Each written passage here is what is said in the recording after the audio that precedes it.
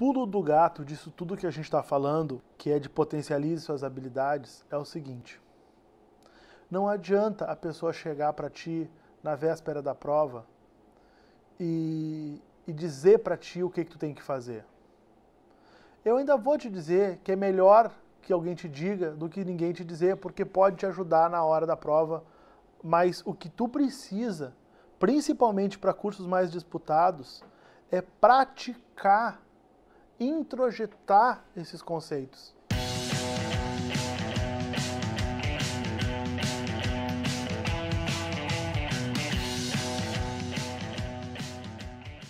O que acontece, pessoal? Você tem que treinar. Saber que o desempenho é importante é só o primeiro passo para desempenhar. Desempenhar e treinamento de desempenho é uma coisa solitária. É o corredor correndo numa pista atlética, sozinho, no ritmo que é desconfortável para ele. Entende isso aqui, ó. Ir na academia, progredir, melhorar e tal, é uma coisa. Treinar para ser um atleta profissional é outra. Qual é a diferença? A diferença é que o atleta profissional tem que puxar muito mais o limite dele. Ele tem que fazer as coisas que ele precisa fazer. Ele quer treinar musculação, quer treinar peito, quer treinar braço, mas ele tem que treinar perna. E ele não gosta de treinar perna. Ele tem que treinar abdômen, ele tem que alongar, ele não gosta de alongar. Ele faz aquilo que ele precisa fazer, que é orientado a fazer e que muitas vezes é desconfortável. Só que quando ele vai competir com aquele cara, por exemplo, da academia, no esporte dele não há comparação. É isso que a gente está tentando te explicar. Bom, como é que acontece essa potencialização de resultado e o que tu precisa fazer para potencializar o resultado? Quais são as coisas que tu tem que aprender a lidar? Muito bem. Eu vou selecionar aqui as habilidades que eu acho que tu vai precisar ter para poder fazer isso. Primeiro, tu vai ter que aprender a lidar com o tempo da prova. Entender que o tempo da prova do Enem vai ser uma questão fundamental para tu ter aprovação ou não. Se tu não chegar no fim da prova, que é o que acontece com a maioria dos candidatos, tu não vai ter nenhuma chance de ser aprovado numa faculdade de ponta, por exemplo, de medicina.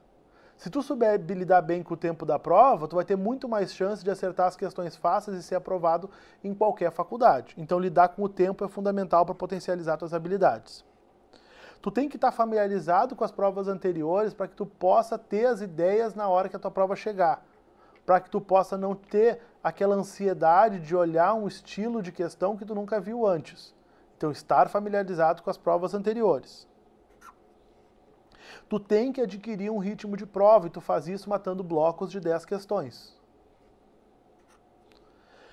Tu tem que desenvolver um sentimento que te permita avaliar para ti, não para mais ninguém, o que é uma questão fácil, média e difícil. Porque isso vai te ajudar a saber se tu não pode errar aquela questão, porque ela é uma questão que teus concorrentes vão acertar e ela vai valer muito, ou se aquela é uma questão que tu tem que efetivamente não fazer ela naquele momento, porque ela não vai ser importante. Tu tem que ter bem claro o que tu sabe e o que tu não sabe. E tu tem que ter bem claro qual alternativa daquelas tem a cara da alternativa correta. Lembra que a gente conversou como é que as pessoas montam as alternativas de uma questão do Enem? Tu tem que conseguir, e tu vai fazer isso novamente, através da tua capacidade de fazer provas anteriores, tu vai conseguir desenvolver um certo feeling. E aí tu vai me dizer assim, mas que coisa bobajada. Olha só, tu fica falando de um sentimento, de uma intuição. Isso não faz sentido, isso é quase metafísico. O pessoal não tem nada de metafísico nisso. Quando tu começa a treinar alguma coisa e quando tá conectado com alta performance e quando tu tem que fazer coisas no instantâneos, o que acontece é que tu vai desenvolvendo uma intuição que nada mais é do que o treinamento de toda aquela tua inteligência para ser utilizada numa situação real. Na medicina, muitas vezes quando o paciente entra no teu consultório, pela epidemiologia, pela idade que ele tem, pelo jeito que ele se porta, antes dele conversar contigo, tu tem muita intuição sobre o que é que vai ser o caso daquele paciente. Aí tu vai me dizer assim, tá, mas aí tu não faz a consulta? Não, tu faz todo o trabalho para confirmar aquela tua intuição. As pessoas no xadrez, por exemplo, adoravam me perguntar o seguinte: quantos lances uma pessoa que é um grande mestre de xadrez consegue calcular? É 10 lances na frente? É 5 lances na frente? Aí eu queria conseguir calcular e eu falava uma explicação que as pessoas não achavam tão fascinantes, porque ia contra a fantasia delas dos grandes jogadores de xadrez. Um jogador de xadrez profissional, ele normalmente sabe em instantes qual é o lance que ele deve calcular. Saber qual o lance tu deve calcular é mais importante do que calcular vários lances na frente. Normalmente, instantaneamente, ele faz o julgamento da posição e ele pensa, ah, eu tenho que mexer isso aqui. Pensa numa pessoa que está jogando um jogo de videogame, olha o tempo que ela tem para calcular coisas na frente, ela não tem esse tempo. Ela tem uma intuição de como é que ela vai fazendo. O cara que toca violão, por exemplo, que toca um instrumento musical, ele começa pensando assim, dó, si. Mas com o tempo, ele vai tendo uma fluência. E aí tu vai me dizer, o que é essa fluência? A gente está falando de intuição. Se tu quiser entender medicamente, eu te explico. Isso significa neuroplasticidade. Do mesmo jeito que os dedos de um tocador de violão, eles são mais... os neurônios vão tendo uma plasticidade e tu vai conseguindo ter, a partir das coisas que tu junta, dos elementos que ele escuta, ele consegue fazer os dedos dele mexerem mais... Quem já tocou um instrumento sabe que isso é um processo que vai acontecendo à medida que tu vai treinando. É a mesma coisa, por exemplo, de um jogador de futebol, ou de um colega que joga bem. À medida que o cara que joga bem, ele joga todo dia. E quando ele pega a bola, tu vê que ele já tem uma desenvoltura diferente. É uma coisa instantânea. Às vezes, um jogador de futebol, eu me lembro do Ronaldinho Gaúcho fazendo gol, e o cara perguntando pra ele, como é que foi esse gol? E ele diz, eu não sei, o cara veio, eu driblei. Tu tá entendendo? Ele não tem nem a compreensão do que ele fez. Porque o que ele fez é baseado numa intuição, que para a medicina a gente sabe que é uma neuroplasticidade, que vem a partir de treinamento e que faz com que tu consiga performar em alta performance e fazer coisas que parecem impossíveis para quem não treinou. É muito importante que tu consiga conservar o teu nível de energia até o fim da prova. Se eu tivesse que dizer para vocês uma coisa que sabota muito aluno bom, é que ele chega no fim da prova diferente do que ele estava no início da prova. Deixa eu te explicar melhor esse ponto. Assim, o que acontece é o seguinte. Tu vem fazendo a prova e tu vai cansando. Vem fazendo a prova e tu vai cansando. Quando chega no fim da prova, independente daquelas questões do fim serem as questões fáceis, médias ou difíceis, tua cabeça não tá mais do mesmo jeito. Tu tá cansado. Imagina tu estudar com sono. Imagina, é a mesma coisa.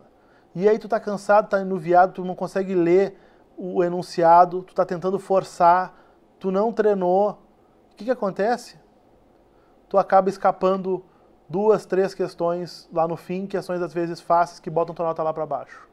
Olha quantas vezes eu vi gente muito preparada, com um perfil que seriam excelentes médicos, irem fazendo a pontuação do Enem, 9 de 10, 9 de 10, 9 de 10, ou seja, 9 acertos de 10 questões, estarem lá com 35 acertos, faltam 10 questões, o cara tem tudo para acertar 5 das 10 questões e fazer as 40 na prova, e ele acerta 3, porque ele erra 5, 6, 7 seguidas no fim.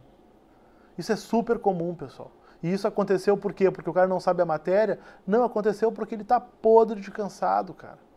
Ele está destreinado. O estresse faz com que o cansaço aumente, tu sabe disso? E é esse tipo de situação que eu não quero que tu passe. Bom, quando tu domina todos esses fatores de potencialização, o que acontece é o seguinte. Tu acerta aquilo que tu sabe. Tu tá mais capacitado para batalhar aquelas questões que tu não sabe. Tu mantém um nível de desempenho e um padrão do início ao fim da prova. Tu lida bem com o tempo. Olha, tu já tem relação com provas anteriores que tu pensa assim, meu Deus, isso aqui eu não sei bem, mas eu já tenho uma questão parecida que eu não sabia bem, que eu achei que era isso, mas era aquilo. Tu começou a fazer essas relações, a tua nota vai para um nível que tu jamais imaginou que tu chegaria. E tu vira um cara que é o que a gente chama de sniper, é o cara que parece que ele não consegue errar uma questão nem que ele queira. Aqueles meus amigos, quando eles vão fazer prova de Enem, a impressão que a gente tem quando a gente vê eles conversar é que eles não conseguem errar a questão de Enem nem que eles queiram. Eles têm as questões que eles dizem que são difíceis, eles dizem, mas essa questão aqui está confusa, foi mal escrita, foi feita assim. Quer saber? Bom, mas essa questão certamente deve ser essa aqui, ó, a resposta. Ele marca a resposta e deixa os professores discutindo se vão anular a questão ou não. É isso que tu tem que te tornar. Tu marca certa, tu não briga com a prova e deixa as pessoas discutirem se aquela tua questão ali vai ser anulada ou não. É assim, ó. E eu quero acabar esse encontro com essa ideia, que é uma ideia fundamental e é uma ideia que está na gênese de tudo que a gente tem conversado. Tu pode conseguir um salto de qualidade no teu desempenho no Enem com o que tu já sabe. Dependendo do que tu sabe, tu vai saltar de 15 acertos para 20 e entrar numa faculdade particular. Dependendo do que tu sabe, tu vai sair de 33 acertos para 40 e entrar numa medicina. Dependendo do que tu sabe, tu vai ter um salto diferente. Mas o que eu noto é que as pessoas ficam extremamente surpresas com o tamanho do salto que elas dão a partir daquilo que elas sabem quando elas começam a efetivamente conseguir acessar todo o conhecimento que elas já têm.